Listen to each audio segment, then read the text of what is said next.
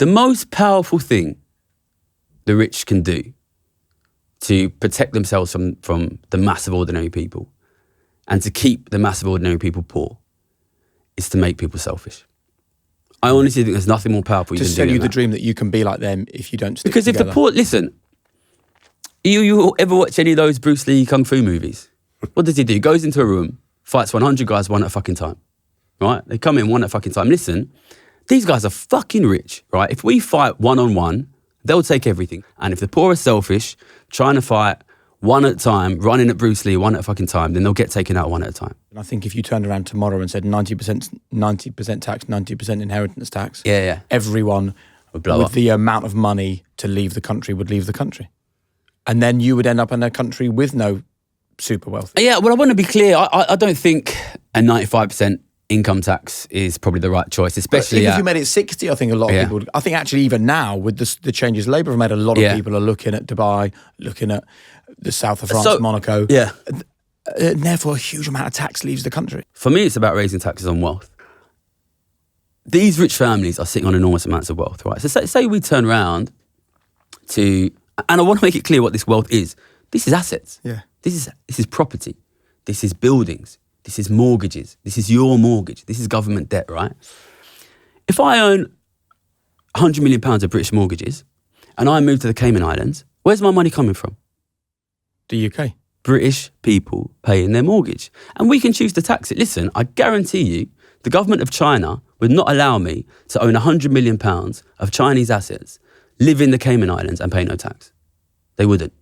Why does the British government allow it? Why does the British government, whose recent Prime Minister was worth £700 million and whose father-in-law was one of the richest men in the world, allow rich people to not pay tax just by pretending to live in Dubai? Go on, tell us.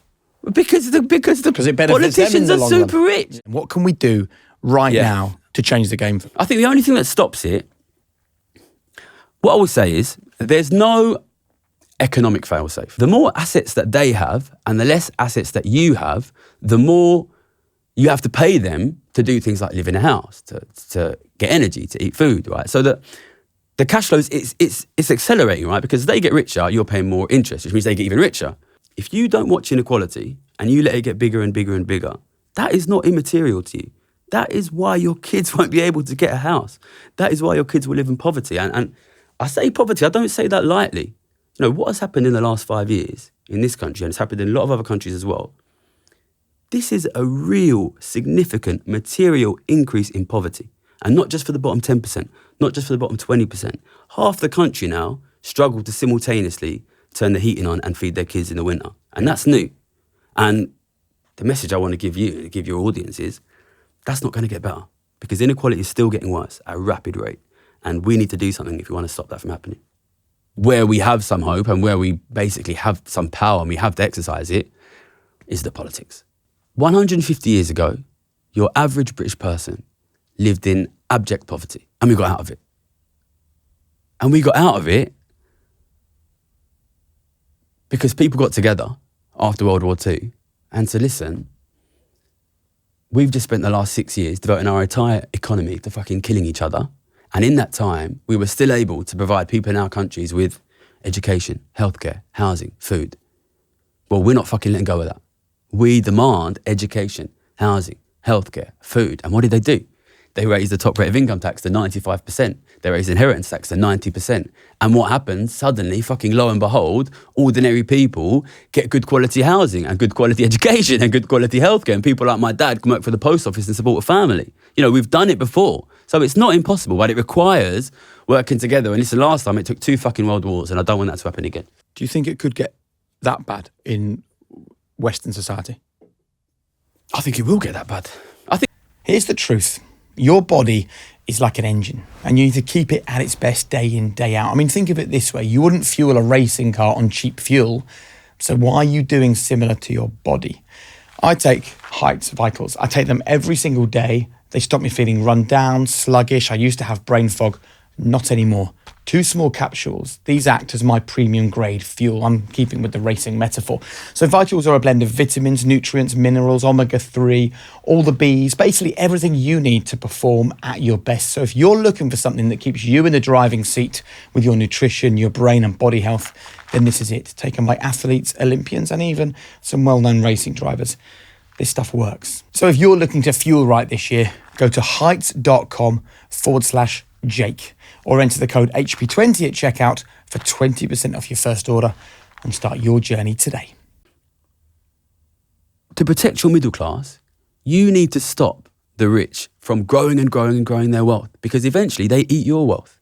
You know, it's these things are connected, but at the moment, the story we have about what is a rich economy, what is a wealthy economy, is about individualism, is about entrepreneurism, it is about every man for himself. And I think there are good sides to this, but the fact is, the only power the poor and the ordinary working people have ever had to protect themselves from the rich is power in numbers.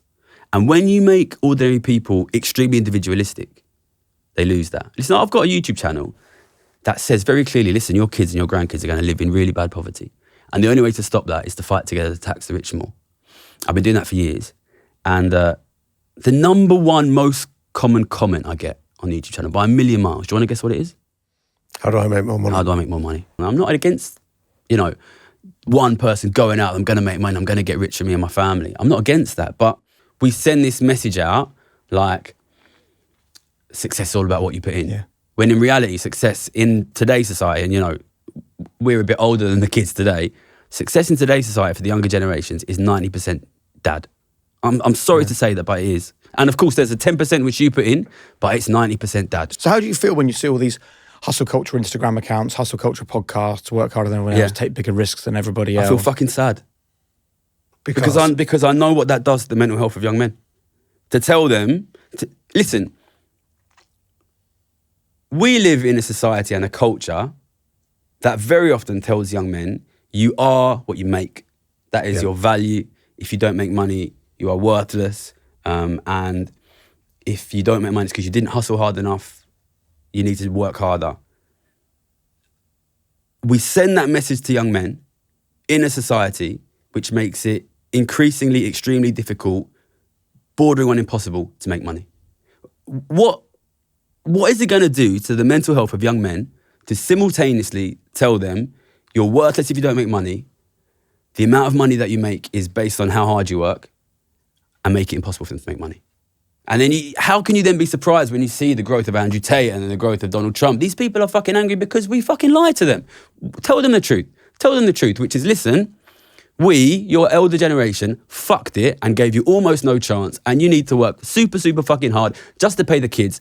And if you do that, if you work hard and you feed your kids and you put a roof over their heads, be fucking proud because we made it hard for you. Tell them the truth. Tell them the truth. And then they should be proud of themselves. They should be proud of themselves because it's hard nowadays to have a family.